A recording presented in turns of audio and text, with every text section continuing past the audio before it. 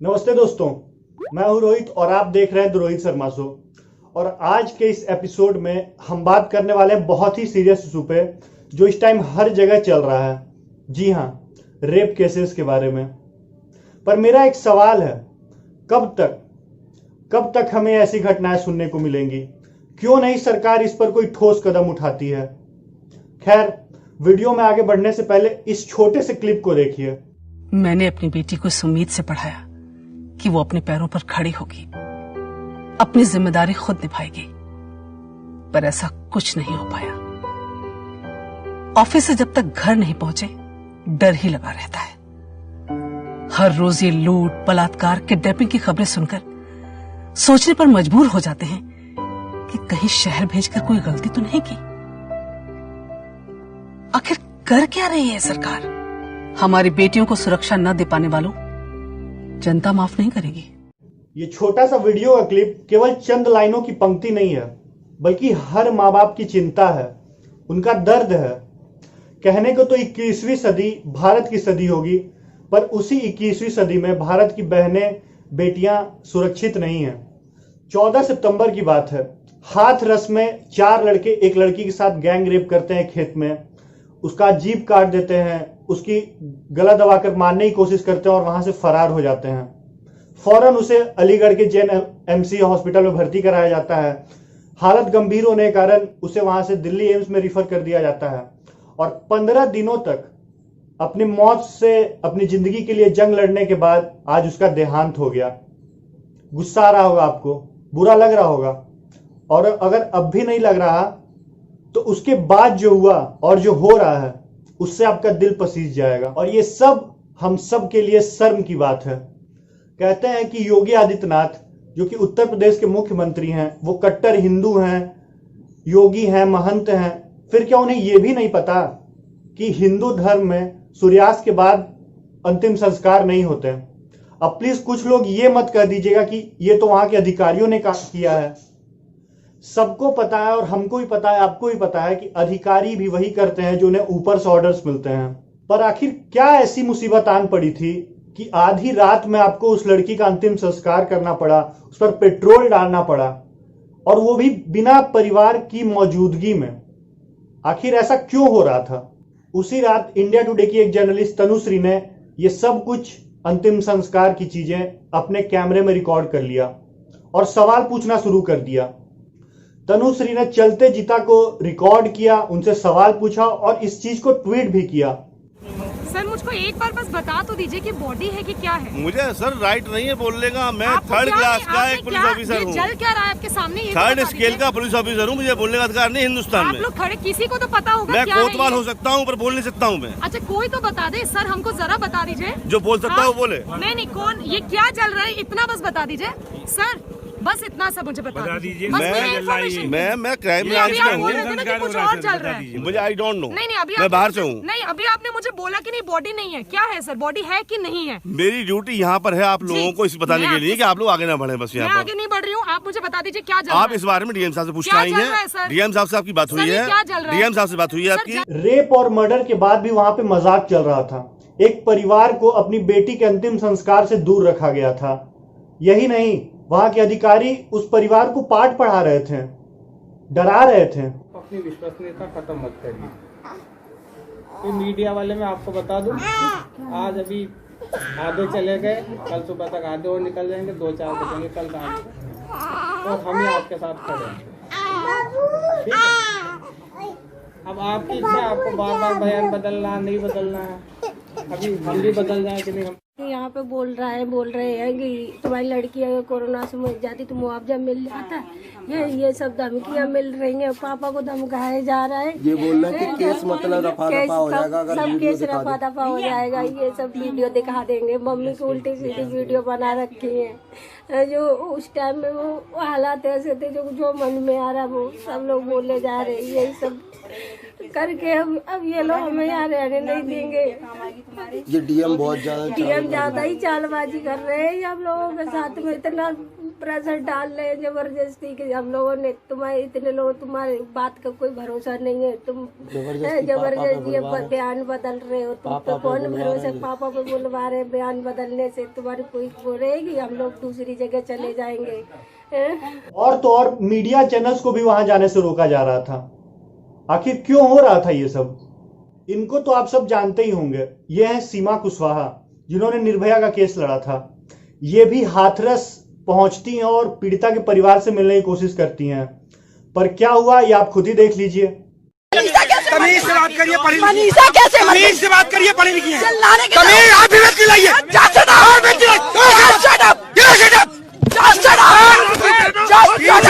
पीछे madam, madam पीछे,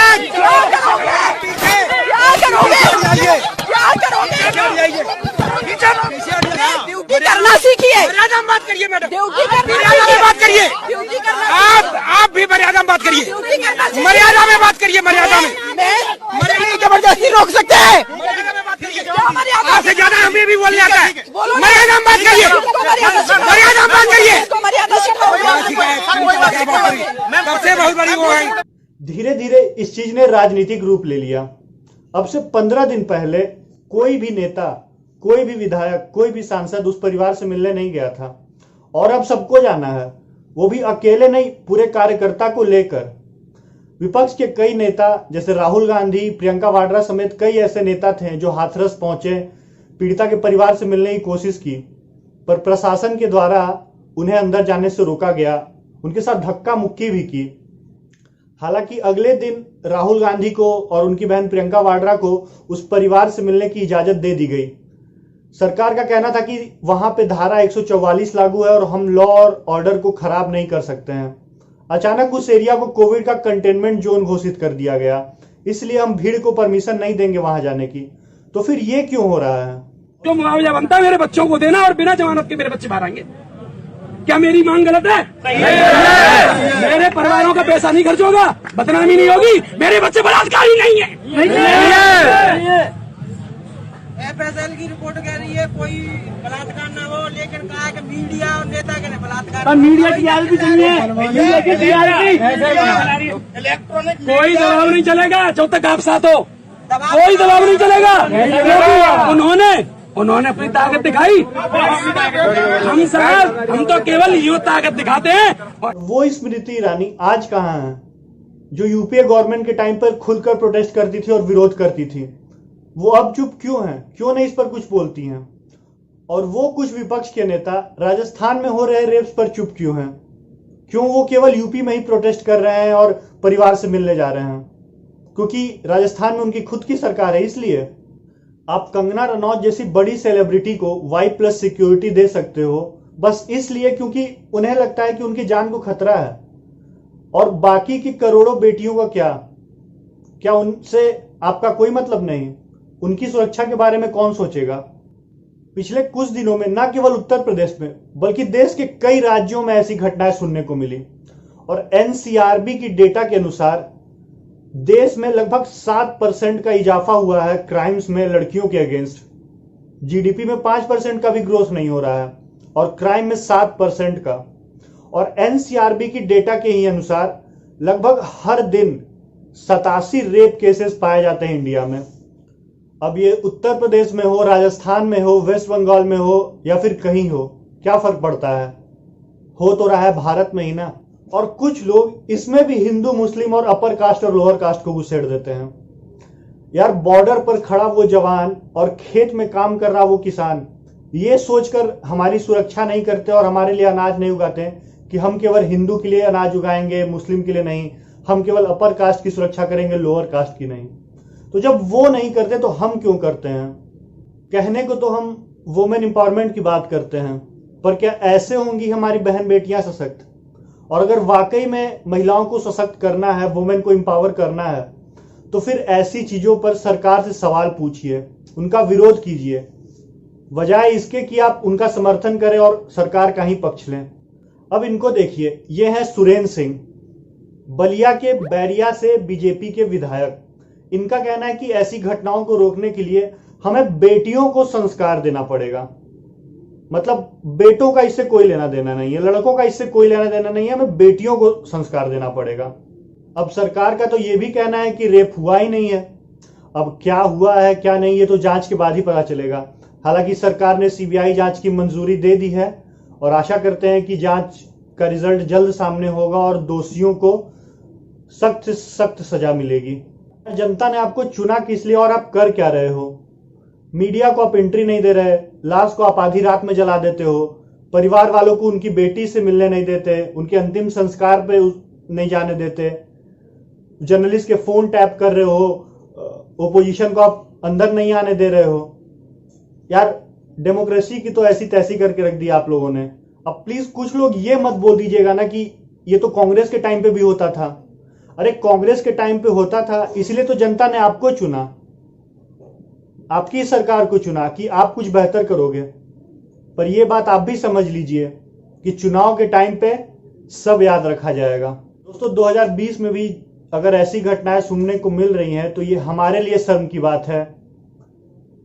Rajasthan, Uttar Pradesh, Kerala, waste Bengal समेत कई ऐसे राज्य हैं जहां ऐसी घटनाएं अभी भी सामने आ रही हैं, फिर भी नेता मंत्री इस पर कोई कठोर निर्णय नहीं लेते, कोई डिसीजन नहीं ले रहे हैं।